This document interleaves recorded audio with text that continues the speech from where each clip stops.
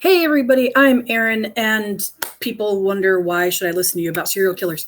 Well, I have a degree in crazy people and forensic psychology, and I still moonlight as an investigator because bad people need to be in jail. So there's that. But we aren't going into all the nitty gritty craziness of that today. So if you are going, oh no, I don't want to talk about all that crazy like detail work, we're not doing that. I'm just saying, hey, if you write criminals and villains in your fictional off time, then here are some tips to make it really good instead of having somebody like me go, who wrote that and why? So I want you to be absolutely as amazing as I know you are, which is why I do a 2-hour version of this at some conventions on occasion. So with that being said, I'll mention things like Dexter or Hannibal Lecter, but I won't go into detail about them. I may say the word abuse or murder, but I'm not going to give you the nitty gritty about it. If you want nitty gritty and true criminess, grab me. We'll grab a table. It'll be great. Okay, so that is your content warning for today. All right.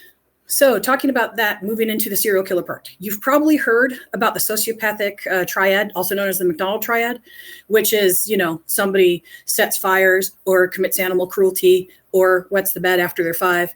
And any two of those will be an indicator of like sociopathy or crazy people and sometimes serial killing. But that doesn't actually help a lot. And it certainly doesn't make for great reading. So we move down a little bit and I give you much better work. So if, Hotchner and his team were going to write your stuff, they would do a process, something like this serial killer creation version right here. And I will be talking about some risk factors just in generalities. That's things like poverty and stuff or domestic abuse, but we won't get specific about those. But just remember, as we talk about risk factors do not equal criminal activity. You probably have some risk factors. I know I have some risk factors. That doesn't mean we do anything. It just means that if an overwhelming accumulation of these in someone's background means that they could have been statistically more likely to be in the circumstances where those actions would have made sense. Okay, but on to serial killer / villain creation. First, give them a personality. Please, it's very important. You guys, we all know that we love reading characters with personality. I personally love Laurel K. Hamilton's Anita Blake series. That's a blast. Content warning for those after, book 8. There's a lot of sex in it, so look out there. But the series is quite good if you like murder. And there are quite a lot of personality tests. I'm sure you guys know a whole bunch. I put some in the bonus material at the end, just in case you need it. Now, the background on the risk factors, which are below. And we'll go into those in specific. But the third one is give them a fantasy. Why do they want to start killing? Who do they want to kill? And, what leads them to them? For example, Ted Bundy proposed to a girl who turned him down, and then he murdered people who looked like her, which is quite creepy. But that's how that went down. And then you have to give them the opportunity to act on it, which is where the story comes in. And then you just start telling it. So you decide where they're starting in their AKA killer career.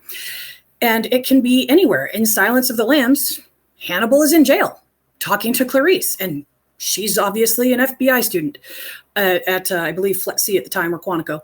But that's where that happens. But if you're in the Dexter books, he is a blood spatter analyst working for the PD and moonlighting as a serial killer, which really Jeff Lindsay did a great job coming up with that character. So and those will get you started in the really how do you shape a story. But Erin, risk factors are weird. What the heck are they? There are a lot. They are, there are social ones. The ones with the stars mean that, I didn't put a star on that, but it means that it has to be accompanied with other factors. It by itself doesn't indicate anything. A couple of the biggest ones are peer rejection and antisocial peers, meaning if you have friends who like to commit crimes, you probably also get involved in committing crimes. It's just how it works.